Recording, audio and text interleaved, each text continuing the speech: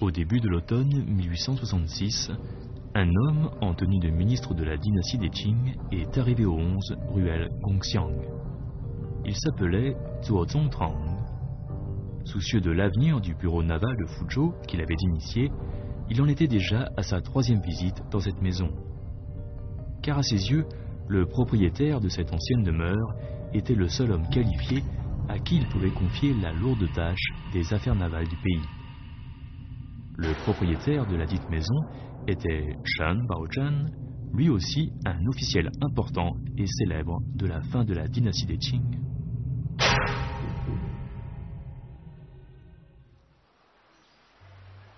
À quelle époque la maison du 11 ruelle Gongxiang est-elle apparue sur la carte de Fuzhou? Cela remonte probablement à la fondation de la ville. En 202 avant Jésus-Christ, Wuzhu, roi du Mingyue et descendant du roi Gautian, a commencé à construire la ville de Fuzhou. Pour fuir les conflits sous la dynastie des Qin de l'Ouest, les dignitaires et les grandes familles se sont réfugiés dans le sud de la Chine. Pour des raisons encore inconnues, certains d'entre eux ont choisi le quartier Sanfang Qixiang de Fuzhou pour s'installer. La grande maison du 11 ruelle Gongxiang devait exister déjà sous le règne de Tiating de la dynastie des Ming, car ses fenêtres présentent des caractéristiques propres au style de l'époque Ming.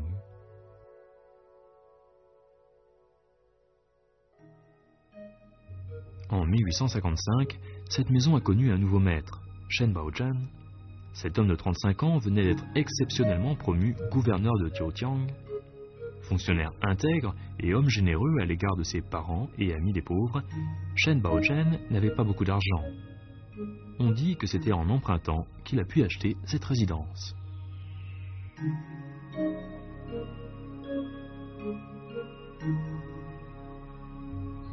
Si on a voulu l'acheter, même par emprunt, c'est peut-être parce que le quartier Sanfang Qixiang était vraiment le symbole de la notoriété et du goût.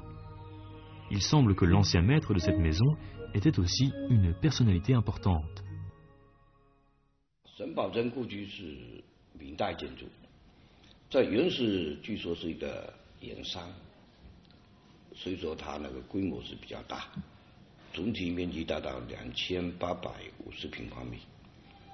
它有这个3进1导座，还有那个前后西花厅、园林等部分组成的。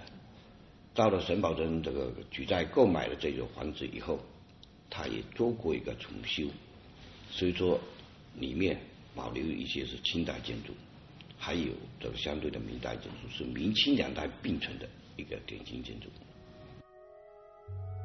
La maison étant réaménagée, les parents, l'épouse et les enfants de Shen Baozhen s'y sont installés, tandis que Shen Baozhen, lui, est resté en poste au Jiangxi.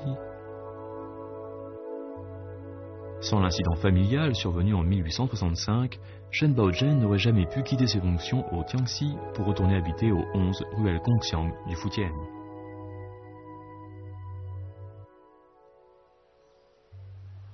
Cette année-là, la mère de Shen Baozhen, sœur cadette de Lin Zexu, est décédée.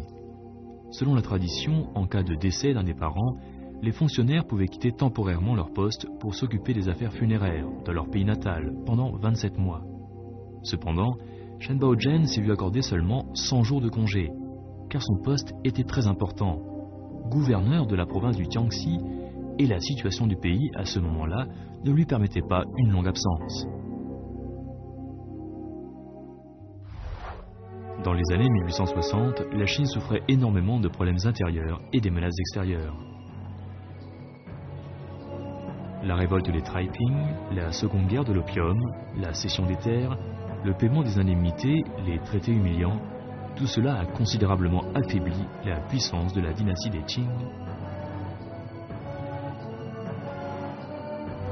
En 1864, avec la chute du régime des Taiping, la paix a été restaurée en Chine. Pendant cette rare période pacifique, la Chine a connu un mouvement d'occidentalisation visant à faire évoluer l'Empire en s'inspirant des succès de l'Occident.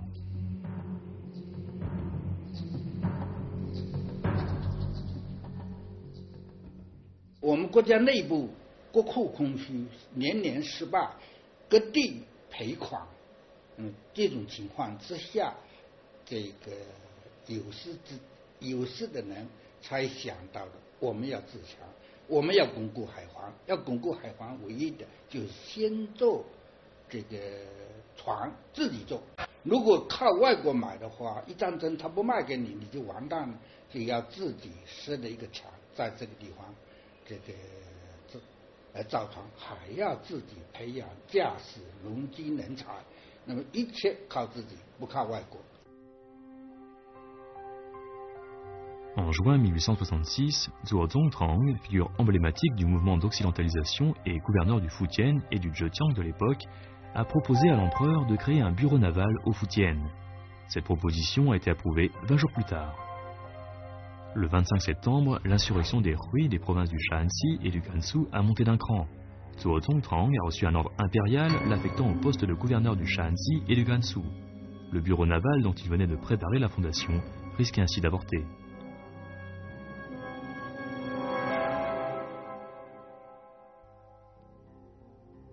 Zhuo Zongtang a pensé à Shen Baozhan. À la mort de sa mère, Shen Baozhan n'a eu que 100 jours de congé. À l'issue de ce délai, Shen Baozhan, fils pieux, a insisté coûte que coûte pour rester 27 mois chez lui, dans le quartier Sanfang-Jixiang, pour s'occuper des funérailles de sa mère et accomplir le devoir d'un fils à l'égard de sa mère défunte.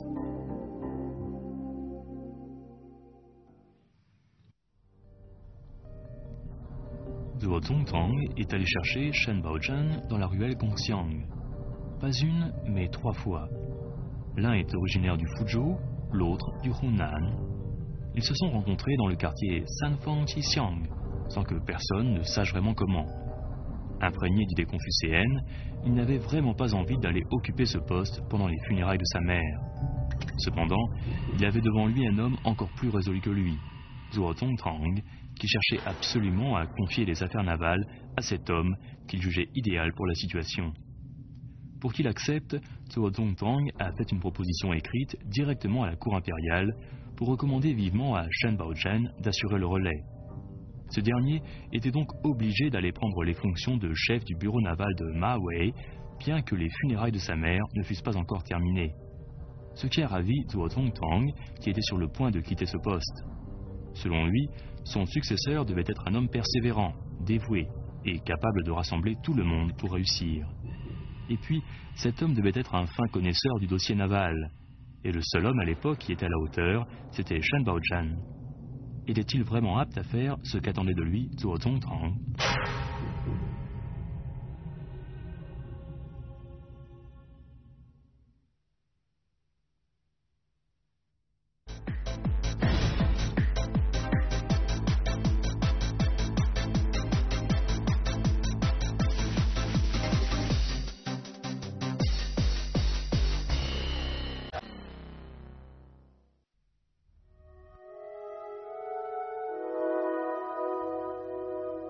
En novembre 1866, Shen Baozhan a repris en main les affaires navales de Chine. Le 23 décembre 1866, les travaux de construction des sites du bureau naval du Fujian ont commencé à Ma Wei. Le futur berceau de l'industrie et de la marine chinoise des temps modernes vit le jour cet hiver, il y a plus de 130 ans.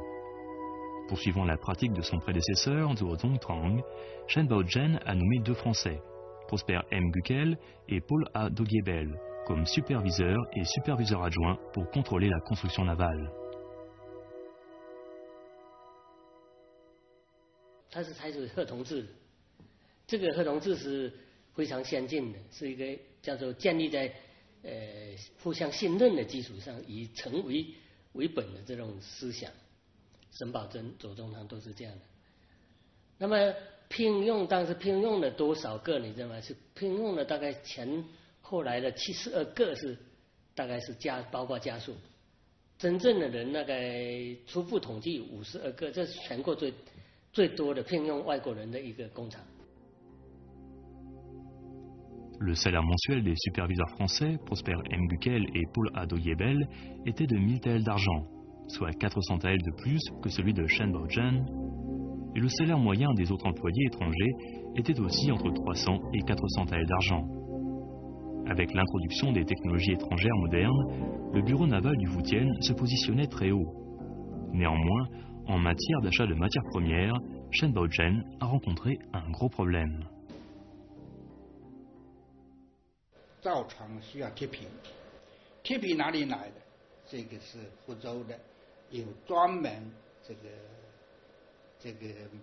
卖铁的，那就是这个机构是有这个布政司，布政司是相当大的。以前全省是他负责，以后有了巡抚，才由巡抚负责，布政司退一步。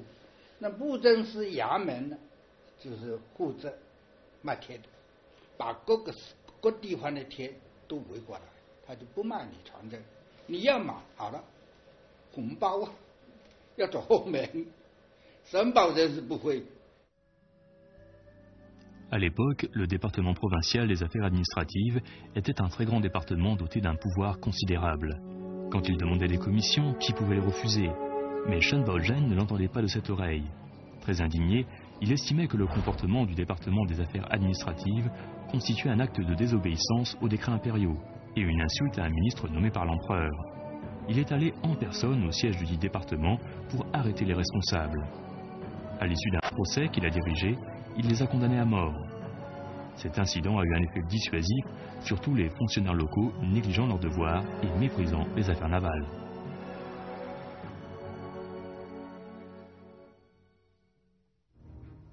Le 15 juin 1868, Mahomet a été touché par un violent typhon. Les vents et marées ont détruit les digues entourant le chantier naval et ont directement menacé la sécurité des usines.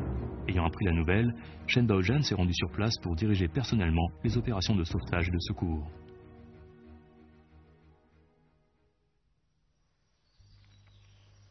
Après la tempête, Shen Baozhen a examiné attentivement l'usine. Bien que les dégâts furent limités, l'incident lui a donné froid dans le dos. Il se disait que s'il avait pris suffisamment de précautions, ces dégâts auraient pu être évités. Il pensait donc avoir une indubitable responsabilité dans cet incident.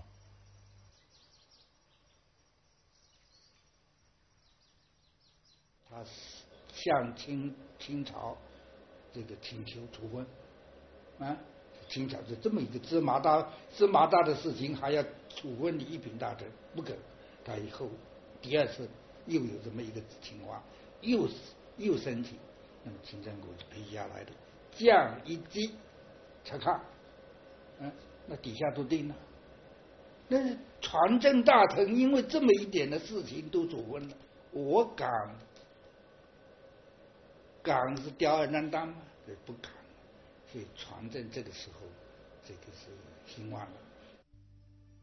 Le Yangwu était le premier grand croiseur à long rayon d'action produit par les chantiers navals du Fujian.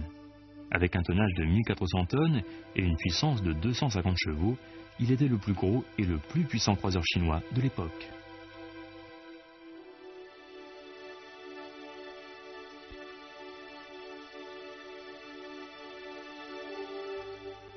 Prosper M. Guckel, le superviseur français, avait prévu au moins 15 mois pour construire un navire de cette envergure.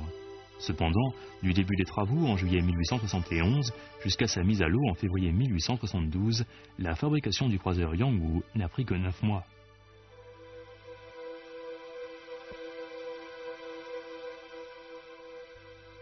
Quand ce géant fut mis à l'eau, tout le monde retint son souffle. On suivait des yeux, en silence, les remous générés sous la coque du navire. La foule a ovationné le navire quand il a regagné la côte avec succès. Un officier anglais venu assister à l'événement a soupiré. Grâce aux technologies avancées et au travail raffiné, ce navire peut se comparer à tous les bâtiments sortis des usines britanniques.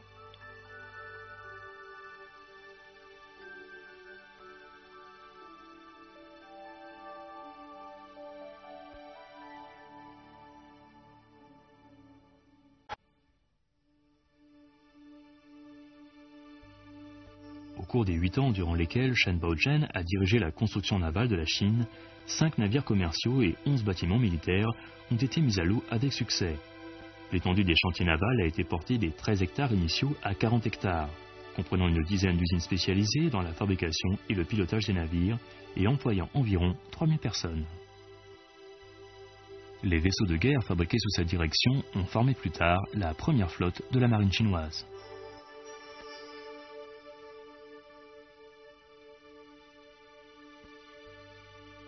Les jeunes étudiants qu'il a formés au bureau naval du Fujian sont devenus le fer de lance de la marine chinoise. Certains ont même influencé le cours de l'histoire moderne de la Chine.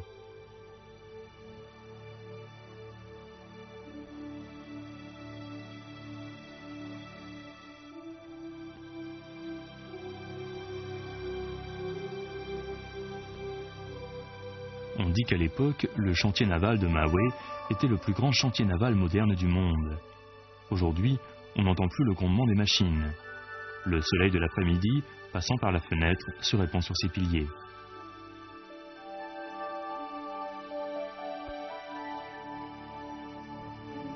Ces piliers sont faits de bois importé de l'Asie du Sud-Est à l'époque.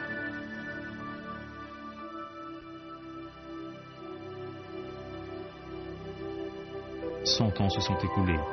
Ces piliers, toujours solides, nous racontent avec leur aspect éprouvé la gloire et les exploits du bureau naval de Maui, le dévouement de Shen Baozhen, et nous reflètent la silhouette affairée de ce dernier.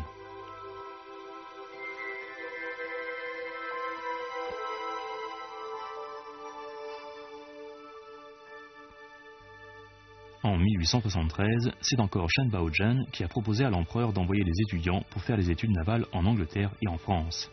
Néanmoins, l'année suivante, un grand incident intervenu dans les eaux maritimes chinoises a obligé Shen Baozhen à suspendre temporairement la mise en œuvre de ce plan.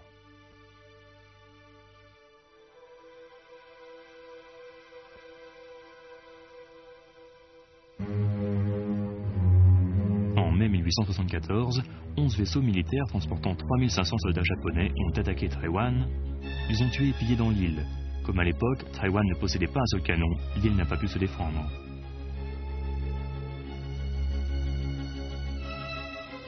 Face à cette situation, Li Hongzhang redoutait une aggravation de la crise. Il a proposé au gouvernement mandchou d'envoyer Shen Baozhen à Taïwan pour la gérer. Le 29 mai, Shen Baozhen a été nommé émissaire par le gouvernement pour prendre en main la défense maritime de Taïwan. Bien qu'il s'agissait plutôt d'une mission urgente concernant la gestion de cette crise, conditionnée par l'obtention d'une promotion, Shen Baozhen l'accepta sans aucune hésitation. Ayant appris la nouvelle, le journal Shenbao publia un commentaire en plaçant d'énormes espoirs dans Shen Baozhen. Il dit « Shen Baozhen est apprécié par tout le monde. Il jouit de la confiance de ses compatriotes et des étrangers. C'est un homme clairvoyant et renommé. Et il accomplira certainement des exploits dans de très brefs délais. »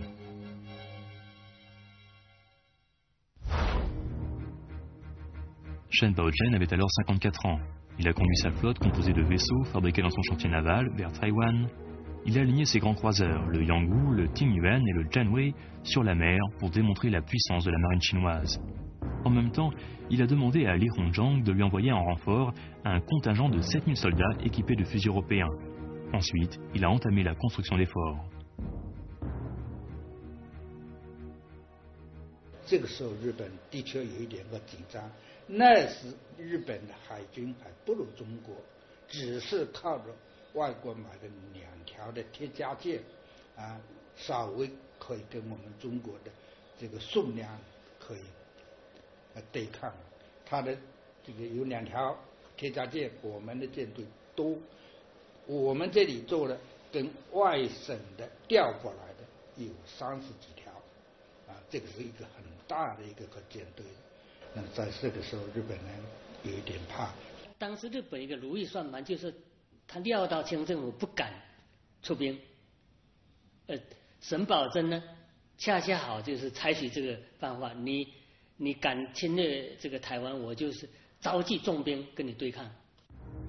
Entre-temps, Shen Baozhen a fait tous les préparatifs pour engager une guerre avec le Japon. Il a écrit une lettre à Li Hongzhang. Même si je devais mourir pour gagner cette guerre, je la conduirai et je me sentirai réconforté. Tout en préparant intensément la guerre, Shen Baozhen réfléchissait beaucoup sur la situation à Taïwan. Sur la question de savoir comment garantir une sécurité durable à Taïwan, Shen Baozhen a eu des visions stratégiques admirées par les générations ultérieures.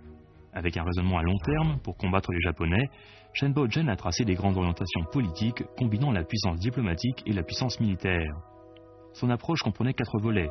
Développer les actions diplomatiques pour gagner le soutien international, construire un puissant arsenal, rassembler des hommes de talent pour bien préparer la guerre, et enfin collecter des informations pour des bénéfices à long terme.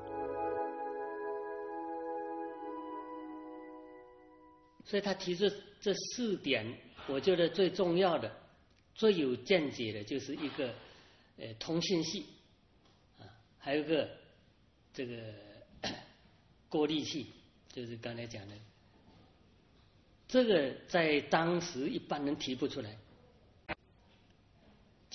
就那个买武器买这个来说呢，他认为这个是很重要的、先进的一种船只，要求购买才能够来巩固中国的海防。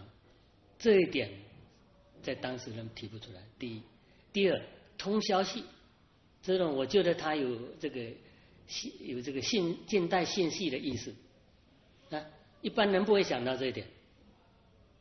他那个时候，台湾跟大陆这个大海阻隔，一定要有什么呢？要辐射电线，才能够在军情方面能够灵便。Du fait de la situation chinoise à l'époque, la crise de Taïwan s'est conclue par le traité spécial de Beijing. Cependant, la détermination et l'inflexibilité de Shen Baozhen a fortement impressionné les Japonais, qui n'ont pas formulé d'autre demande qu'une indemnisation de 500 000 taels d'argent. Le 20 décembre 1874, l'armée japonaise s'est retirée de Taïwan, mais Shen Baozhen y est resté. Il a demandé à l'empereur de lui confier le développement de Taïwan.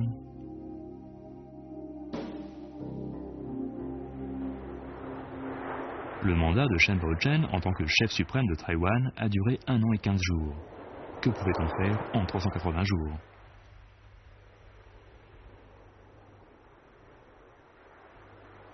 Défricher les montagnes désertes, lever le blocus de l'île, redessiner la carte administrative en augmentant le nombre des districts et en créant la préfecture de Taipei, réorganiser les armées, construire des routes, exploiter les mines de charbon et développer la partie est de l'île, telles ont été les nombreuses réalisations de Shen Baozhen.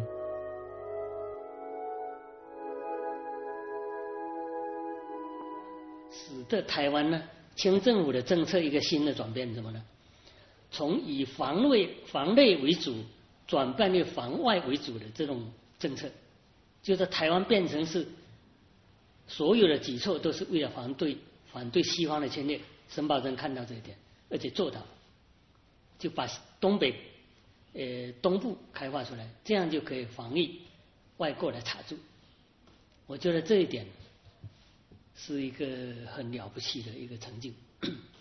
所以他这个台湾这个开发，沈葆桢手上以及丁日昌、刘铭传的开发，就奠定了这个今天的台湾发展的一个基础。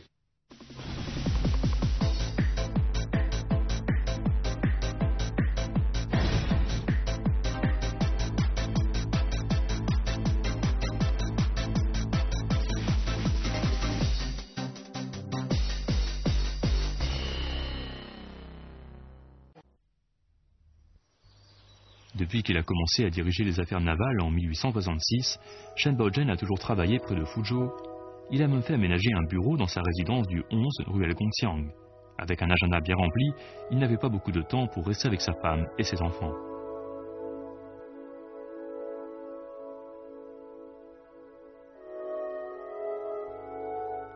Lin Fuqing a aidé son mari à rédiger beaucoup de textes officiels. Après son mariage avec Shen Baozhen, cette femme, issue d'une grande famille prestigieuse, a passé sa vie à suivre son mari partout où il était affecté, pour l'accompagner, le soutenir, élever les enfants et prendre en charge ses beaux-parents.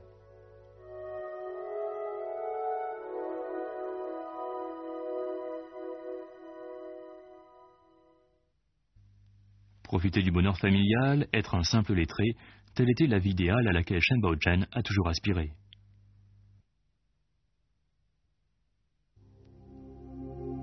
En 1875, quand l'empereur a nommé Shen Baozhen gouverneur du Jiangnan et du Jiangxi et ministre chargé des échanges commerciaux avec l'étranger des provinces du sud-est de la Chine, il a de nouveau refusé. Il craignait que les graves maladies qui le torturaient ne l'empêchent d'assumer une mission si lourde. Sa famille lui manquait cruellement. Il souhaitait rester avec son épouse, ses enfants et ses petits-enfants.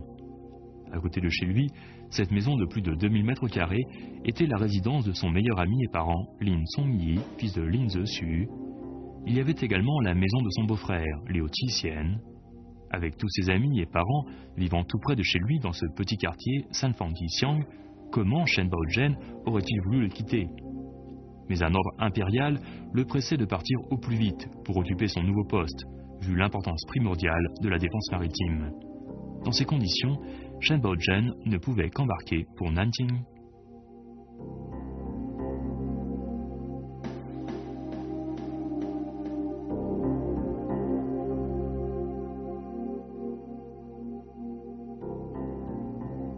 Le 13 janvier 1877, Shen Baozhen a de nouveau proposé conjointement avec Li Hongzhang au gouvernement d'envoyer les étudiants marins en France et en Angleterre. Cette proposition de ces deux ministres importants chargés de la défense aux frontières a reçu très vite l'approbation du gouvernement.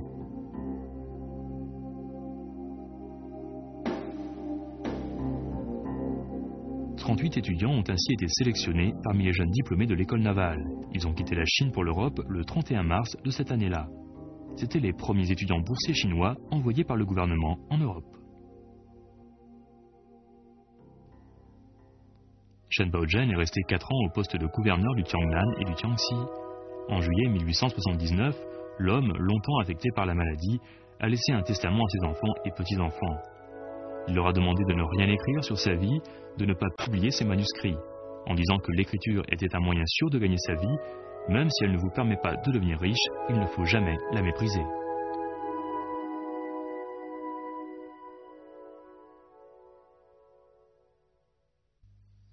En décembre 1879, à l'article de la mort, Shen Baozhen a dicté sa dernière proposition à l'empereur.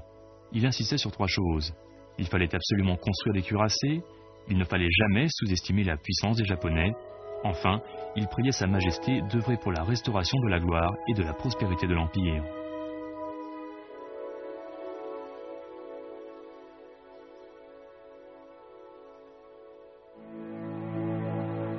Shen Baozhen, homme entièrement dévoué à l'Empire mandchou, est mort à Nanjing, loin de son pays natal.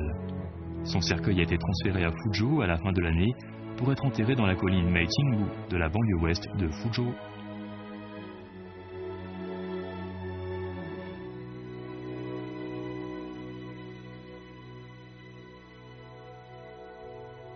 La ruelle Gongxiang est toujours calme et la maison de la famille Shen a gardé son style simple. Mais la silhouette de Shen Baozhen a disparu pour toujours. Aujourd'hui, il est difficile de dire comment ce quartier privilégié, Sanfang-Xiang, a influencé Shen Baozhen et comment il a marqué ce quartier à son tour. Actuellement, dans le lieu où il a vécu, sa petite fille de la 5e génération, Madame Shen Su, 90 ans, mène une vie tranquille, celle d'une simple citoyenne qui lit beaucoup, comme ce que voulait son ancêtre.